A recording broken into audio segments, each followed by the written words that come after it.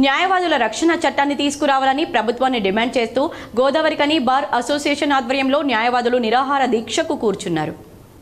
ఈ సందర్భంగా Godavarikhani bar association అధ్యక్షులు తౌటం సతీష్, హైకోర్టు న్యాయవాది గొర్రె రమేష్ మాట్లాడుతూ న్యాయం కోసం వచ్చే క్లయింట్లకు న్యాయం జరిగేలా పోరాడే న్యాయవాదులకు సమాజంలో రక్షణ లేకుండా పోయిందన్నారు.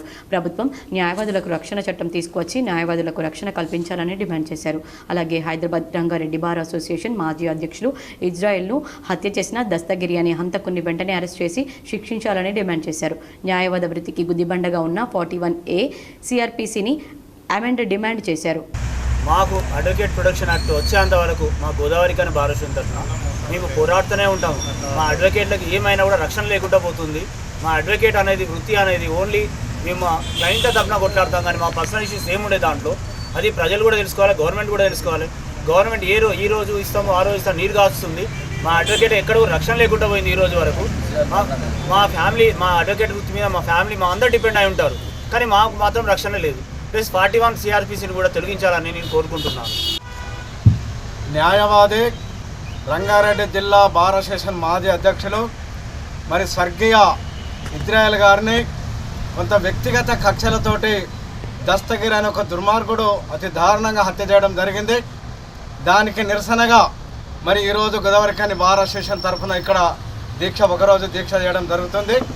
ఈ దీక్ష యొక్క ముఖ్య ఉద్దేశం ఏంటంటే మొట్టమొదటగా ఇజ్రాయెల్లో హత్య చేసినటువంటి దుండగులను వెంటనే అరెస్ట్ చేసి శిక్షించాలి, నెంబర్ 1.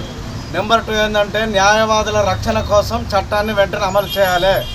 నెంబర్ 3 ఏంటంటే 41 సిఆర్పిసి ఏదైతే ఉందో వాస్తవానికి లోయర్ కోర్టులలో అన్ని కోర్టులలో కూడా 7 సంవత్సరాల లోపు శిక్ష పడే కేసులే ఉంటాయి.